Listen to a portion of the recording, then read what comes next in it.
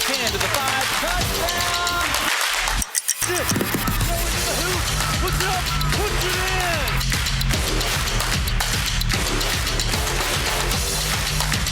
A fantastic play.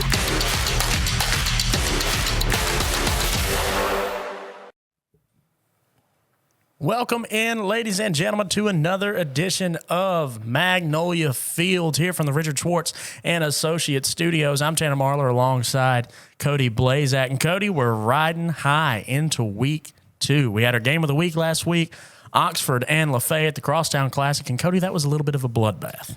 Yeah, Crosstown Classic was, over the years, since the start of it, I mean, they were dead even now, 26-26 and 2 ties. So, I mean, throughout history, it's been close. This year, not very much. Yeah, not very close this year. Coach Cutcliffe and those Chargers beat Lafayette 45-0. Our player of the game for that one was Martone Pegues. He lived in the backfield all night long. Yeah, we were trying to figure this out at the end of the game. We didn't have exact stats, but it felt like he might have had 10 in every single defensive category, just all over the field. I know he at least had 4 tackles for loss, and I think he did compile about 10 solo tackles from that jack linebacker spot, just all over the field for Oxford. Get into some other scores from last week. Houston over Columbus 42-8. They thumped them.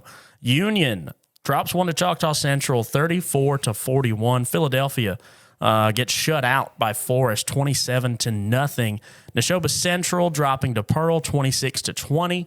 New Albany shutting out Saltillo 29-0, going up and shutting down the larger schools. Starkville able to best Knoxville 43-22, and Louisville beats West Point by 1 point. I've kept my ear to the ground in the Facebook groups, and there's some controversy about that one. Yeah, well, I'm going to go back to Starkville and Knoxville County real quick, just because those 2 games were kind of ones we had circled for week 1, just out of Starkville in particular. I thought this was a good test just because you get the best quarterback in the state, and they lost a lot of production from last year. And Starkville was a team that I really didn't know what to expect out of them this year. Well, they got a good win. Jalen Ruffin, their quarterback, had a pretty solid outing. 12 for 19, 201, 3 touchdowns. You'll take that. First game of the season. And then Braylon Jenkins, their featured back, 21 carries, 163, two touchdowns. And the defense also had 2 interceptions against the best quarterback in the state. So, and you talk about it, larger school, smaller school, you expect these things. But this does not sell me on Starkville by any means. Not sold, but I think confidence-wise, you feel a little bit better about them. Not infinitely, but if they were a 4 before that game, maybe they were a 5 out of 1 through 10 on confidence. I don't know. I'm still not sold. That's a 3A team in Knoxville. Once you get in the trenches is where the difference is in that. On into some other scores. Water Valley and Independence. Independence took that one 37-15. Kemper County drops Kosciuszko 38-15. New Hope gets the 1-point win over Itawamba. Everybody in New Hope has been saying this is a comeback year. They were rebuilding last year. They're 1-0. You can't win them all if you don't win the first one. So shout out New Hope. Morton over Scott Central 33-26. Pontotoc over Amory 21-14. Hamilton over Biggersville 50-26. Winona over Newton County 39-29, and South Pontotoc grabs a 1-point win over Bruce. Yeah, and these are the games we have compiled for this week's show. Obviously, we'll have more as the year and the season goes on, but Tanner, we were looking at it. I believe there were 16 games that we just went through, including the game of the week. And 7 of those 16, almost half of them, were 1-possession games. 3 of those 7 were 1-point games. So just a whole lot of competitiveness early on in the season. That's what you want in high school football. You talk to some coaches and stuff, and you talk about why do you schedule such a hard non-district schedule? Well, this is why. Yeah. You want to prepare your guys for later in the season. You might get beat up early on. You might lose a couple close ones, but it prepares you for later in the season. It does. And here's the thing with these week 1 schedules, too, is there are some teams that have taken some cop-outs. Like, You got the Crosstown. That's a 45 zip. There are some teams that really just did not play a close game. Hamilton thumped Biggersville, which was a little bit of a shock to me. But all across the board, at least here in our coverage area, Cody, we had some close contests in week 1, and I think it sets the stage for a great week 2. Yeah, and you mentioned the Louisville-West Point game, 15-14, a close one. Louisville, who you and I kind of agree, at least last year, they were definitely the best team in the state. Could be the same this year, still have to let some things play out, but that's a close season opener between those two. It is, and that game's always close. But here's the thing about Louisville. Not only did they play a really close game to a West Point team, but they lost their jamboree to Choctaw County and Caleb Cunningham. Yeah, and that's – I don't think you can put a whole lot of weight on a jamboree. You can't, but at the same time, I think that it highlights some problems that you have to fix immediately if you're Louisville. Now, granted, you're playing against arguably the best athlete in the state. By the numbers, the best athlete in the state in Cunningham, 5-star recruit, committed to Alabama, wide receiver. I think he took a slant in that game it looked like 80 yards to the crib on film. So, I mean, he's a freak. Don't get me wrong, but you're going to play freaks in that division. You're going to play freaks in the postseason. You've got to be able to bottle them up. Yeah, and we talked about Louisville's defense last year, just how spectacular it was. And, I mean, off to a pretty good start again this year. 7 tackles for loss, 3 sacks, and you had 2 interceptions, not obviously living up to the averages we saw last year, where I think it was around 8 tackles for loss, 5 sacks a game, and I think it ended up being like an interception per game. But it is early in the season. Something, even if a team does lose, it's week 1. You got to figure everything out, readjust. I mean, you're not going to be perfect in week 1. No, you're not. And that's the thing that I go back to with this Louisville team is last year, the completely undefeated season, that cannot be your expected norm. You know, they very well could drop one of the non-divisional matchups this year. But I don't think anybody's stopping them when they hit that 4A slate. And I understand wanting to go undefeated. It's a neat feat. It's very difficult. It's fun to do. But when you're Louisville, you don't have to be perfect, I don't think, at least to win state and 4A. No, you definitely not with the non-divisional schedule that they've got. You don't have to be. Now, don't get me wrong. Would it be neat for them to do it back-to-back seasons? Absolutely. But we'll see what they can come up with this year. Yeah, starting out with West Point is a tough one. But I think that once you get down to it, West Point is going to be a force in 5A. That's always a game that those two teams have circled on this calendar every year. They're 30 minutes apart. I think we were driving back from Oxford and Lafayette, and we got caught in the traffic coming to and from that game. We did, and it forced me to make a wrong turn because I had to take an exit and didn't want to get in front of a cop. That wasn't at all on your directionally challenged skills, so don't worry. Did not want to get in between a cop and a school bus. And we saw fair. Someone do that and the lights went on. That they did. They did. But I think we've got a great week 1. We were just told that was Tarragon who did that. That got the cops. Our producer. Look at that. Look, it's a small world. It's a small world. I don't even want to know if they got a ticket from it or not. She said no. She's in the clear. Well, that's a good thing. That's a plus. Cody was not tempting it. No, I did not want to try it. I said, this is not for me. We'll take a wrong turn and get back on the road. Yeah, we had to go about 5 minutes out of the way. But it's fine. It's fine. It's fine. We were getting home late anyway. We're going to get home late this week, too, because we've got quite the drive to our game of the week, which we'll get into in our last segment. But I want to highlight one more score before we move on, and that's that Bruce and South Pontotoc game. Bruce playing them close. A 1-point game to a decent South Pontotoc team. And, early in the season, it's kind of, I think close games are for the best early in the season. You like to see them later, but it tests you early on mentally. I mean, focus, the kind of shape you're in, all of it. So I think we've got ourselves a good season ahead of us. I do too. We're going to get into some volleyball here in just a moment. We called a good one last night. We'll talk about it and a few more across the state right on the other side of this break right here on the Magnolia Fields podcast. Stay with us.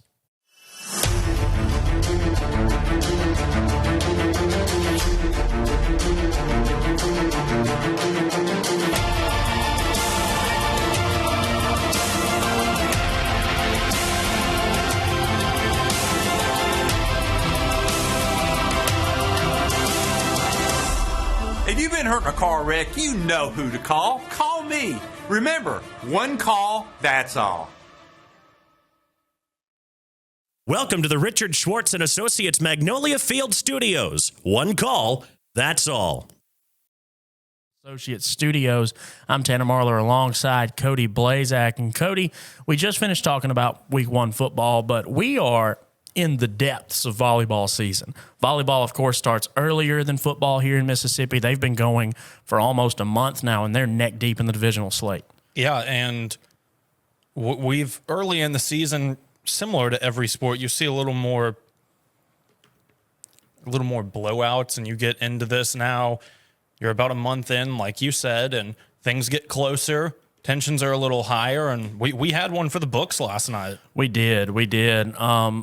Houston and Kosciuszko right down the road from each other. The match was supposed to be at Kosciuszko High School and wound up getting moved to Houston, which, by the way, is the hottest gym I think I've ever been in. There is no air conditioner, and it is smack dab in the middle of a parking lot.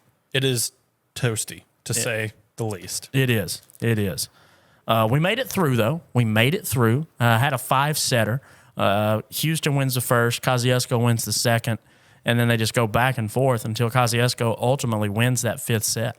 Yeah, it was fun because it felt early, at least in set 1, it felt like this might be a 3-setter with Houston taking it. They won that first set 25-15, and we saw some players in Riley Diaz and Addison Crowley that were really putting together a ferocious attack for the Hilltoppers, but hey, Kosciuszko wasn't out of it. Second set, they took by the same score of 25-15, and it was just back and forth action from there on. It absolutely was, and I think for Kosciuszko, the emergence of Gracie Kate Burrell in that last set really kind of set the tone. And then Mary Kimball Price, who is a fantastic softball player, and we'll get to her a lot in the spring because she is fun to watch swing it, but also a fantastic setter and middle blocker for that Kosciuszko volleyball squad. Well, really just a do-it-all because she set, but she also attacked, and she really just did what she wanted to out on. It was really entertaining to watch because she played in the middle quite a bit, so it was fun to watch her when she was setting others up, taking it herself, and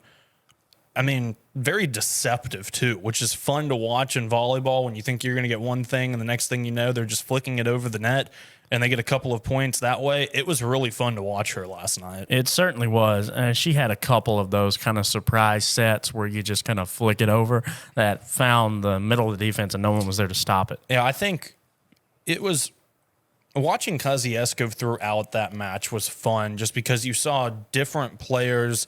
We've seen Mary Kimball Price and Gracie Kate Burrell throughout the past couple of years and really what they've grown to be, but it was good to see the other ones like Dana Hill and Akila Hunt come out, and because Akila Hunt single-handedly won at least one set for them. Yeah, I think she kind of carried them through those middle sets, and then at the end it was Burrell and Price that really made a big difference, but most definitely had a fun one last night. Those two are going to try and put together a postseason run, but let's get into a team that's not just going to try to put together a postseason run. They're in the middle of putting together a state championship run, and I don't think anybody's stopping them, and that's Ingomar.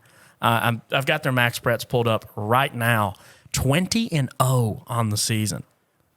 We kind of had, we've seen Ingomar. We don't see them a ton, but when we do, one of those names to remember is Macy Pfeiffer. Yeah, I mean, the best player in the state, I think, by far. Max Preps has them ranked as the best volleyball team in Mississippi, number 1. Keep in mind, this is not a large school. No, and there is a reason they're ranked number 1, and it's because of Macy Pfeiffer. And I do agree with you. I think that she is fantastic. She's the best outside hitter in the state. She's the most dangerous player in the state. But there are players on this team, dude. There are players. Her little sister, Bella Pfeiffer, a junior, I think she's fantastic. At 5'10", long arms, she blocks up the middle.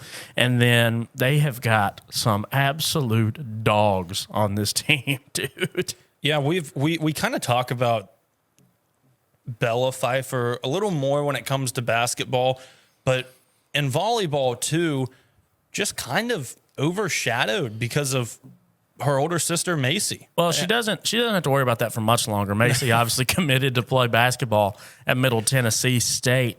But there's also Katie Jo Bird, a senior who's came up with Pfeiffer, that she leads the team in aces right now with, I think, 56 on the season, according to these stats. I mean, it's a well-rounded team. It's not like Pfeiffer is just out here doing this by herself. Yeah, and a lot of these girls we see in basketball season as well, kind of dual sport athletes. You get volleyball in the fall, and then towards the end of fall and into the spring, they're playing basketball, because another name is Issy Riddle along with Dalen Grisham. I mean, it's the basketball team, essentially. It's is. just the basketball team playing volleyball. I'll give you a crazy stat. This will show you how good Bella Pfeiffer is there in the middle for Ingomar. 40 total blocks on the season. The next closest, Marissa Bell with 22. Macy only has 7. That is incredible. I mean, that's 2 a match. That's insane. So now in kills, it is also just as impressive because Macy Pfeiffer's averaging 4.5, and you know who's this next closest? Her sister Bella with 1.9. As near as it makes no difference, 2 kills a set. I think what's more impressive, and her numbers are great, don't get me wrong, but Ingomar has lost a total of 1 set through 20 matches. I think that is absurd. It's ridiculous. That's at minimum 60 sets. They have played 61. It is absolutely ridiculous. Their next 2 matches, and I think they roll through the rest of this schedule. Their next 2 matches against Water Valley. Yeah, I mean, volleyball season's going to end quicker than we realize. Their last, at least for Ingomar, their last game is October 1st, so a month away. And that's the last regular season match. But it won't take because the matches are played so quick, it won't take but about 2 weeks for us to have a state champion. Correct. Yeah, and I think it's fair to guess that Ingomar will take it home. Yeah, I'll tell you one I'm super excited to watch for them if we can get to it. September 16th versus Tupelo. That one could be a fun one. You didn't want to see the one this past Tuesday? Kossuth? No, I knew how that one was going to go. Shout out Kossuth, athletic director and head coach, football head coach Brian Kelly, by the way, got us the sweet Aggies jersey and an Aggie helmet back there. I'm a proud Aggie alumni. I'm sure you are. I am. Great. So shout out to Coach Kelly. Awesome stuff. Thank you, Coach. It is a good-looking jersey. It is. We at least try to look good over in Aggie land. Coach Kelly will tell you sometimes we play good. And you thought it was your old helmet too. I don't know. It might be. I wore a large, so maybe you can try it on and see if it still fits. We'll see. We're hoping to bring some kind of helmet expertise to the show here before long. So stay tuned on that. And that is a neat. It's a special field, like a really special field. No, the helmet science has just doubled down over the course of the last 7-8 years with this flex technology and everything like that. Helmets are becoming so advanced that the old buckets that we wore when we were in high school are all decommissioned now. Everybody is wearing. That's why you got that one. Yeah, everybody's wearing. Well, everybody's wearing the Speed Flexes, the flex technology, and it's a much safer helmet. It definitely is. So, looking forward to hopefully getting some of that here on the show. It'd be nice little demonstration and all. Yeah, Cody, you mentioned trying to run through drywall. Whichever is the safest, give me a piece of drywall. We'll see if I'm safe at the end of it. Hey, we'll see what we can do. I've worked with drywall before. I don't think it's quite the same as taking a head-on collision. But you want to go head-on-head? You want to run Oklahoma's? Hey, we could. We'll see if we can work it out. You'll have the leverage advantage. I'll tell you that much. But take a short break here, come back, and let's get into this week's football schedule, Cody. All that and more here from the Richard Schwartz and Associate Studios right after this break.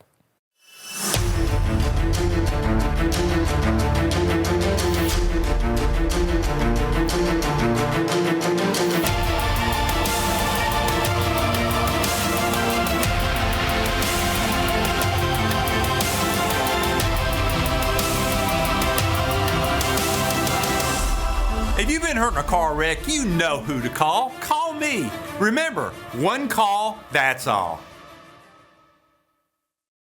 Welcome back to the Magnolia Fields Studios, brought to you by Richard Schwartz and Associates. One call, that's all.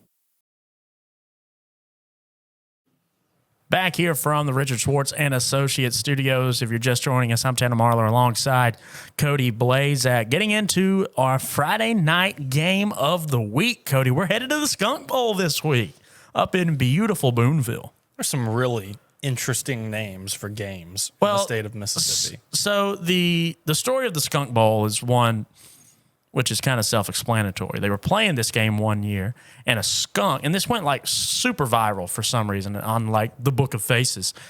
A skunk ran out on the field, and everybody was chasing it around, and it was going crazy during the middle of the game. So now they call it the Skunk Bowl. I'm not sure why you would chase a skunk. Well, I mean, you got to get the game back going. I don't want to get sprayed. I don't either. I mean, I would chase it from a distance. With like a 20-foot pole, maybe. Maybe that's what they did. I don't know. But a skunk wandered out on the field, and it has ever since been known as the Skunk Bowl. Baldwyn going to be at Booneville this year for it. Baldwyn last week, you know, when we talked about them in the preseason, we said that week one matchup with Kossuth is kind of a barometer for how we think their season could go. They won that one 28-7. Not looking too good for you. Not looking great for the Aggies thus far. For Baldwyn, I mean, that's a solid win. I mean, it's not just we got by. It was you took control of this game and you finished it out. You won by 3 touchdowns. That's a plus. Yeah, that's a plus against a 3A opponent. If you're Baldwyn, that's a win. Now you go try to do the exact same thing against a Booneville team that does not have their quarterback from last season as he transferred to Tupelo. So I think we could be in for a really good one this week at Booneville. I'm not really sure where to lean on this one right now. I have not seen enough of Booneville yet to give a real educated opinion on how they're going to be this year, but I do think we're going to have a closer one than we did last week. Well, I would hope so. Yeah, I mean, it's tough to top last week. It is. So, and no disrespect to either team. It's just sometimes how the cards play out. Higher division as well versus a lower division school. Just sometimes how it works. But, yeah, this is – some of these early season matchups are just – they're really intriguing because you don't know what you're going to get. And sometimes you think one thing, you get another. So it'll be fun. And a rivalry is always something to look forward to. And I think early matchups that are rivalries are a little bit different just because at the beginning of the year, you don't know what you're going to get. So there is no pressure on either team. Go out there, give it what you got. Well, this is all bragging rights, man, between these two teams. I kid you not. You can throw a rock from Baldwyn High School, and if you've got a good enough arm, you can hit Booneville High School. They are close. They're 10, 15 minutes apart. They play each other every year and everything. They, most of the time, some of them like each other, most of them don't. I mean, that's exactly what you want out of these early season rivalries, like you said.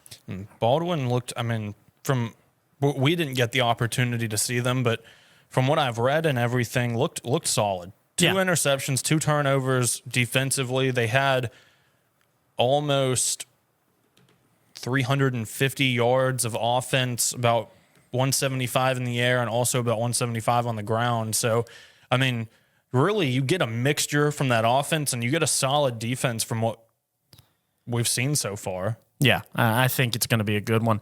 On into some other games around the state this weekend. Going to travel over about 10 minutes down the road again. Starkville versus West Point this week. That one I've got my eye on.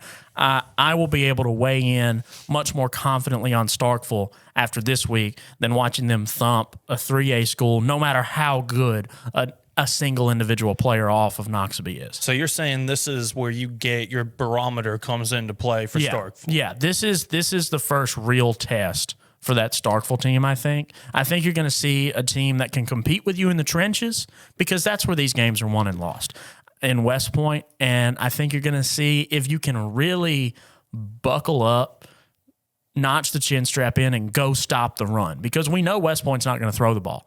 If you can actually go in, make tackles, get a push at the line of scrimmage, and stop the run and beat West Point, then I have a lot more confidence in your ability at that 7A level. if Starkville pulls this out, what are your thoughts on them? Because we've been unsure. We haven't been very high on them. What does it tell you about Starkville if they find a way to pull it out? I mean, it tells me that they have a shot in that division. I think that that's the best 7A division outside of Oak Groves. I think your North half champion is going to come from that division, whether it's Madison Central or whether it's Starkville. So it gives me a lot more confidence in them when they get to that divisional slate because I know that they can stop the run. The question is going to be, will they? Or when they play a team like Madison Central, will they try to defend one-dimensionally and then get torched? We don't know. We do not know. There's just still so many question marks to me around the Starkville team. And Starkville usually has this treasure trove of talent. Usually, once one ridiculous group leaves, they tend to find some other Division I player to come in and match that production. I don't know if they have that this year. I know they've got talent. I don't know if they've got it to that extent. Something to keep your eye out with West Point.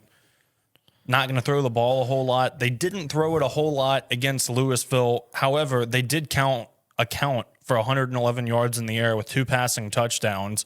So hey, could be a new era. Yeah, for the Green Wave. The 2 scores they had were in the air. Yeah. So Quentin Thompson went 6 of 7 for that 111. So still not throwing it a lot, but when you did, they were chunk plays. Yeah, and there are plenty of other big games around the state this week, but I know that's one I'll be tuning into is Starkville at West Point. Again, I'll probably try to check a Louisville score. I mean, they have Neshoba Central this week. They're no slouches, but I think Louisville ends this one 2-0. Yeah, and you just don't know what to think sometimes about a powerhouse like Louisville when it is a close one. Even though West Point, very good, talented program, just sometimes it's early season things you got to get worked out. And if they're cleaned up next week, who knows what Louisville looks like. Yeah, I mean, again, I think nobody's stopping Louisville when they get to 4A.